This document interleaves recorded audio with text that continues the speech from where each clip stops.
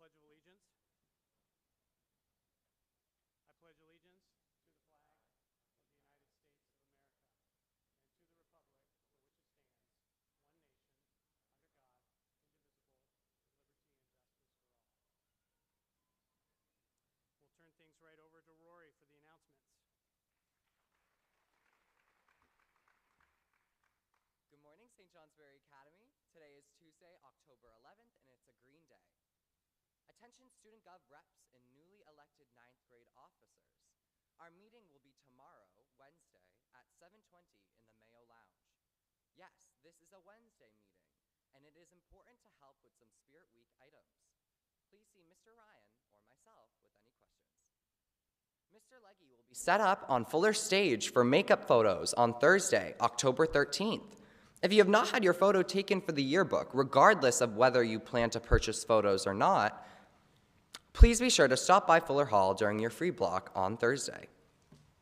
Don't forget, Japan trip applications are due at the end of this week. See Mr. Mezix with any questions. Here's a riddle for you. Why couldn't the pony sing happy birthday? It was feeling a little hoarse. Help our school from more jokes like this by donating items for the Make It Better Club's Birthday Bash project. The sooner we hit our goal, the sooner we can keep our jokes to ourselves. Japan Club will meet today in Newell Hall 24 after conference period. Attention performers and poetry lovers. It's that time of year again for the Poetry Out Loud competition. If you are not in an English class this semester, but you would like to participate, please see Miss Mackenzie and Ranger 110 during conference period at some point this week for some tips and instructions. Happy poem hunting, everyone. How do you solve any math equation? Multiply both sides by 0, of course. Math Club will be meeting today in Severance 15 at 3:40 as we prepare for next week's round 1 of the New England Math League. We are defining regional champs and would love to see some fresh faces join our group. If you have any questions, reach out to Mr. Stapleford or Mr. Kinsella. A little birdie told me that Badminton Club meets tomorrow. That's right, Badminton Club, tomorrow, 3:30 in the Fieldhouse. Ready, set, search. It's time for the library Halloween scavenger hunt. Sued through the library shelves for books with cats, bats, or even rats on the cover. Bring what you find to the main desk and collect a Halloween prize. As always, your librarians love a convincing argument as to why your discovery qualifies. Stretch your minds, exercise your fingers. Here we go. Students who believe the environment is the greatest resource we have for a healthy future, take action. Consider being a part of the Youth Environmental Summit on Friday, October 28th. To learn more about the Youth Environmental Summit, pick up a flyer from a science teacher. Space is limited, so you must act this week. To learn about going to the summit, be in Streeter 241, Thursday after CP. Find out more today. The future is tomorrow. Contact Mr. Eckel with any questions. Science Olympiad will meet Wednesday and Friday this week after CP. When it comes to global economy, even our student body can make an impact. When supply of a product is in abundance, more often than not, demand for the product and the price of the product will significantly drop. This leads the producer of the product to suffer financially. Despite supply chain and climate issues, cardboard farmers have produced banner harvests of cardboard over the last decade, leading to huge supplies and cardboard piling up in silos. Do your part to help this struggling cardboard by saving up your cardboard and bringing it next week for Spirit Week bonfire. More details will come about where to bring it, but every piece we burn shows school spirit and a commitment to help raise the demand for our product of our nation's cardboard farmers. Happy birthday today to Julian Lumbra, McKenna Emmons, Tristan Plante, and Toshiro Yamaoka. Happy belated birthday to Peyton Spear on Sunday from the Began Giddings Advisory. Happy birthday.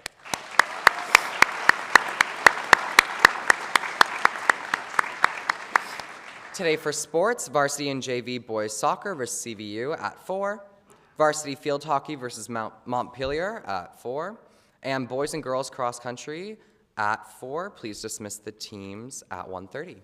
That's all, and have a great day. Thank you, Rory. A few late announcements. Starting today through Thursday, the Ray Freight track will be closed for repairs. If you plan on attending any of the sporting events on Fairbanks Field, please cheer on teams from the bleachers or up on the hill. Thank you. Boys varsity soccer defeated Brattleboro on Saturday 4-1. Gerardo Fernandez led the way with 3 goals and an assist. Crane Davis added a goal, and Jorge Trada and Nick Reed each had an assist. Congratulations, boys.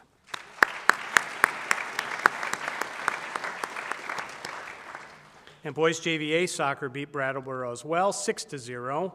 Goals were scored by Ricardo Salinas, Ryder Busto, Ryder Smith, Kevin Jen, and Derek Renault had 2 goals. Liam Rice and Andrew Bullard combined for the shutout. Congratulations, JVA.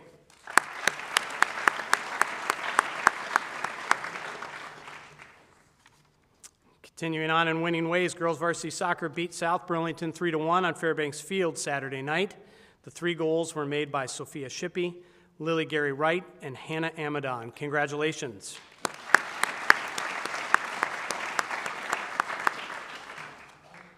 Varsity football beat Burlington and South Burlington 21-13. Great job.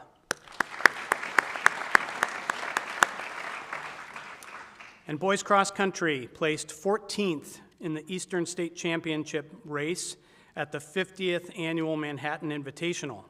The meet is the largest in the East and hosted over 7,000 runners on Saturday in 40 races, 7,000 runners. The Topper boys were in the most competitive race, which was won by the U.S. number 2 ranked team.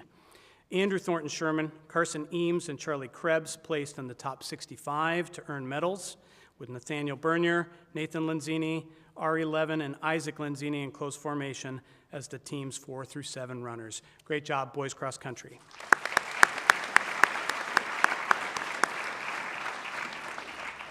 And now it's my pleasure to invite Mr. Arain to the stage for a special introduction. Mr. Arain.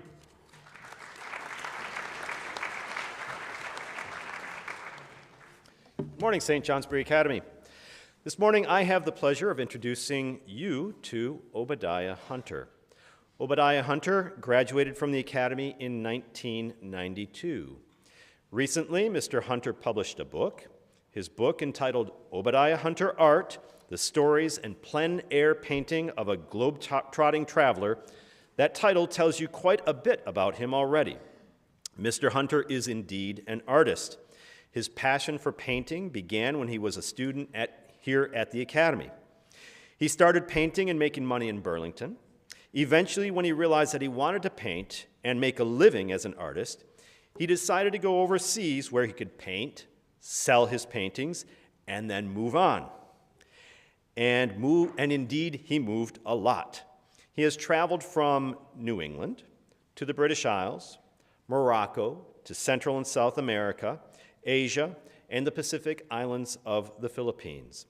And now, Mr. Hunter is back here in St. Johnsbury, Vermont, visiting and reliving his own personal history here at the Academy. So please help me welcome Mr. Obadiah Hunter.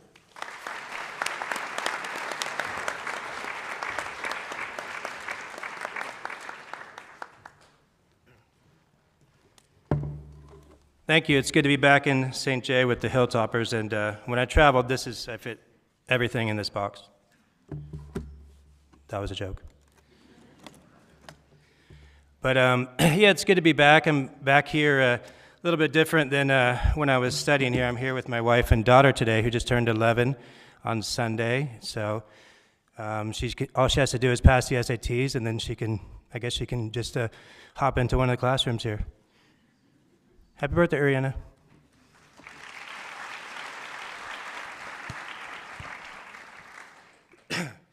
But seriously, I had an epiphany in the St. Johnsbury movie theater in the spring of 1992.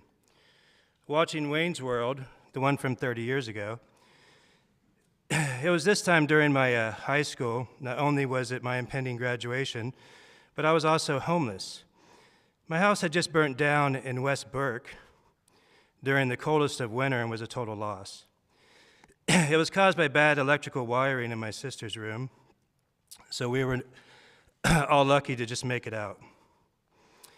But nonetheless, my family had dispersed, and we had nowhere to go on short notice. I would never live walking down the stairs out of my house in the snow, wearing my mom's jeans, the only clothes I could find. No shirt as the neighbors looked on. But I knew it was better to, it would probably be better to be burnt alive than to walk out in my underwear. It was only minutes later my friends heard what happened and came to pick me up on a school night, nonetheless, close to midnight, to bring me some clothes.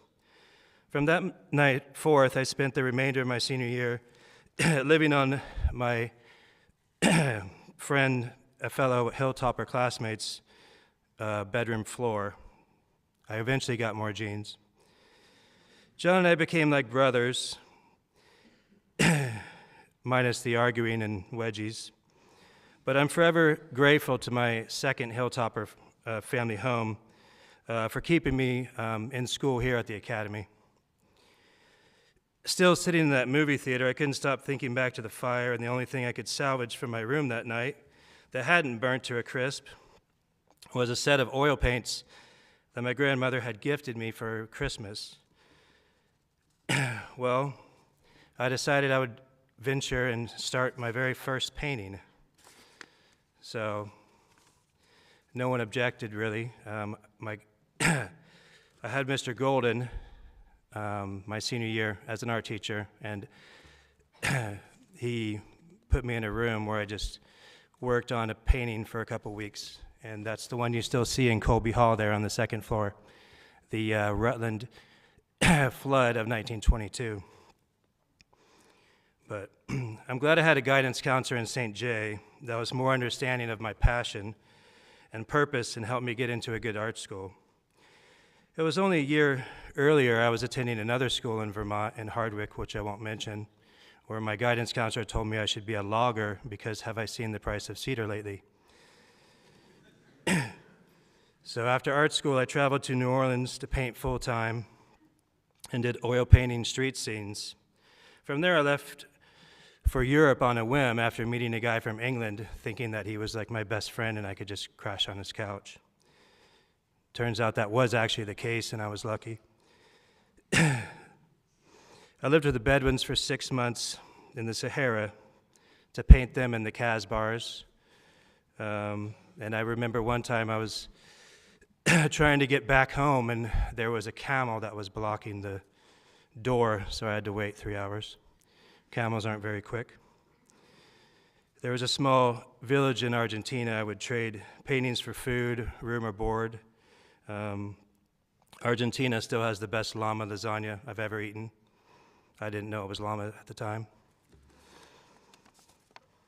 From there, I traveled off to Asia to do remote landscapes and trying to capture the villages of the Philippines and the kind people in the fishing boats.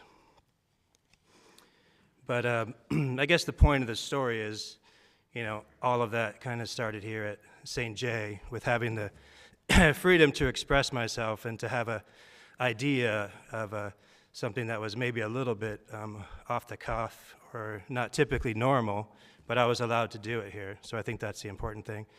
So I think for most of you, if you have a talent or something hidden, don't hide it, just flaunt it. And if you're good, then be better and just try to strive to do whatever it is that you love to do. And if you can make your life even a little bit of, expressing your passion and brightening up someone else's day, then I think that's the important thing. And that started here with my art teacher, Mr. Golden, who I'm looking forward to seeing his class later this morning. Oh, and here's the book. And just so you know, it's Obadiah Hunter Art. And I had just had a bunch of these printed off, so I'll be bringing these tonight to the library at 8 o'clock, is it, Glenn? 7. I'm glad you told me. So here it is. So it's great to be back. It's great to see all you, and sorry to keep you from your morning class. I'm sure you're super stoked to get there. Thanks again.